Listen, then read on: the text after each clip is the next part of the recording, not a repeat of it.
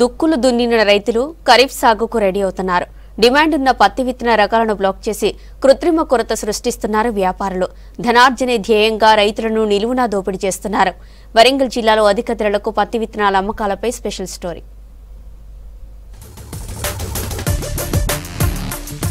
ఉమ్మడి వరంగల్ జిల్లాలో 7.5 లక్షల ఎకరాల్లో పత్తి సాగవుతోంది. వరంగల్, హన్మకొండ, ములుగు, జనగాం, మహబూబాబాద్, జయశంకర్ భూపాలపల్లి 6 జిల్లాల్లో 12 లక్షల పత్తి విత్తనాలు అందుబాటులో ఉంచామని చెబుతున్నారు వ్యవసాయ శాఖ అధికారులు. చాలా రకాల పత్తి విత్తనాలు అందుబాటులో ఉన్న రైతులు సాకేత్, రాశి 2.9 రకం 7602 పత్తి విత్తనాలు కొనుగోలు చేసేందుకు ఆసక్తి చూపుతున్నారు. అయితే వీటిని డీలర్లు బ్లాక్ చేసి రహస్యంగా ఇళ్లల్లో నిల్వ చేస్తున్నారని చెబుతున్నారు రైతులు. మేము పత్తి గింజలు కొనాలంటే మాకు పెట్టేది బిల్లు మాత్రం 750-800 పెడుతున్నారు. కానీ మా దగ్గర తీసుకుని మాత్రం 2600, 2700 అంటారు. మాకు కావాల్సిన బత్త కావాలంటే మేము ఇక మా భార్య మీద పుస్తకాల కాంచి కుదబెట్టే పరిస్థితి ఏర్పడుతుంది. మేము పండించిన పంటకు మాత్రం గిట్టుబాటు ధర లేదు. మేము స్టోరేజ్లో పెట్టుకొని ఇప్పుడు మేము బయట అప్పులు తెచ్చి కొప్పులు చేస్తున్నాం.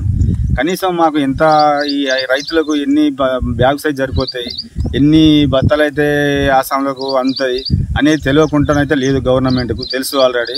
అందరూ మధ్యలో బ్రోకర్ కలిసి డీలర్లు వీళ్ళు కుమ్మికాయి మమ్మల్ని చాలా ఇబ్బందులు పెట్టి నానా డూప్లికేట్ సీడ్ ఇచ్చి మమ్మల్ని చాలా ఇబ్బందులకు గురి చేస్తున్నారు.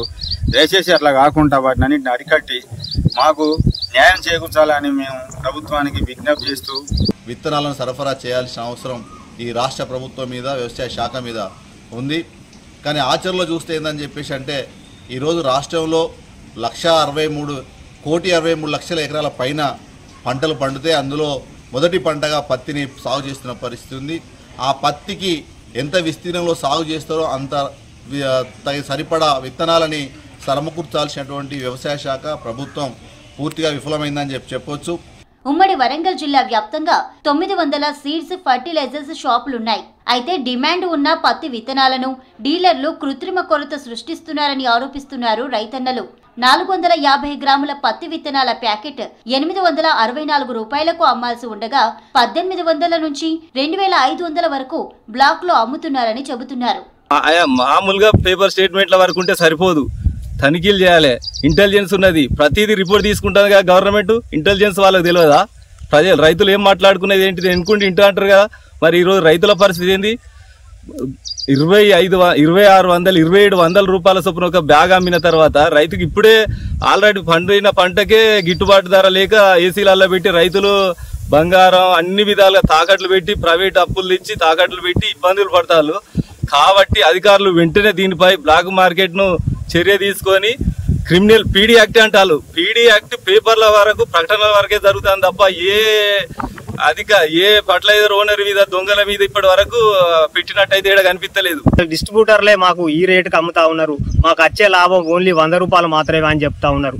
అది నిజమా లేకపోతే అబద్ధమా అనేది అధికారులు, వ్యవసాయ అధికారులు దాన్ని గుర్తించి గమనించి వీటిని వెంటనే అరికట్టాలి. అరికట్టకపోతే ప్రస్తుతం ఉన్న పరిస్థితులు ఏంటంటే పోయిన సంవత్సరం పండిన పంటలు ఆశతోని ఏసీలలో మిర్చిని పెట్టడం జరుగుతున్నది. పత్తి కూడా పూర్తి అమ్మకుంటే పోయిన సంవత్సరం, అంతకుముందు సంవత్సరం 12,000 రేటు ఉండే.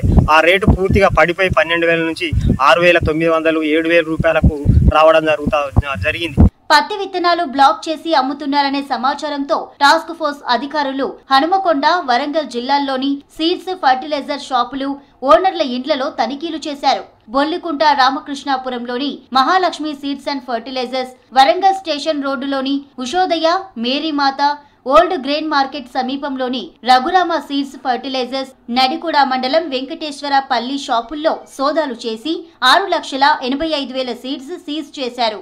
అయితే ఏంటంటే కొన్ని వెరైటీస్కి 1-3 వెరైటీస్ మన దగ్గర US 7067 అని, ఆర్జా అని, అలాగే సాంకేత్ అని 3 వెరైటీస్ కొంచెం డిమాండ్ బాగా చూపిస్తున్నారు రైతులు. అయితే మేము చెప్పేది ఏంటంటే రైతులకి అన్ని వెరైటీస్ కూడా పెర్ఫార్మెన్స్ అదే ఇస్తాయి.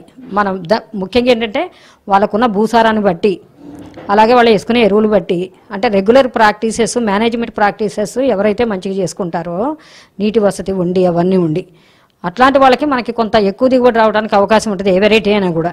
అంతేగాని ఇది సాంకేత అని యూఎస్ అని ఏమీ ఎక్స్ట్రాడినరీ దిగుబడులు ఇచ్చే వెరైటీస్ ఏం కాదు. అన్ని మామూలుగా పెర్ఫార్మెన్స్ ఇస్తాయి, అన్ని కూడా మంచిగా పెర్ఫార్మెన్స్ ఇస్తాయి. అది మనం చేసుకునే దాన్ని బట్టి ఉంటుందని చెప్పి రైతులకు అవగాహన కల్పిస్తున్నాము. పత్తి విత్తనాలను డీలర్లు ఎంఆర్పీ కంటే ఎక్కువ రేటుకు ఎవరు అమ్మినా చర్యలు తీసుకుంటామంటున్నారు అధికారులు.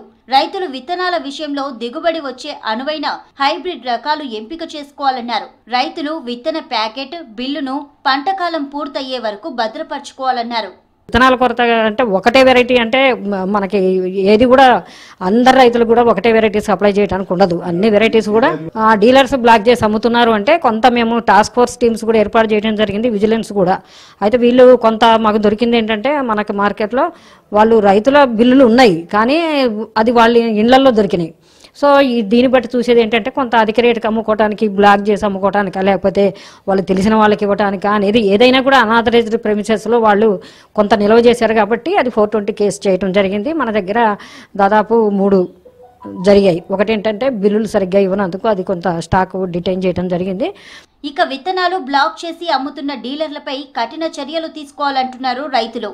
అవసరమైన విత్తనాలు అందుబాటులో ఉంచాలంటున్నారు.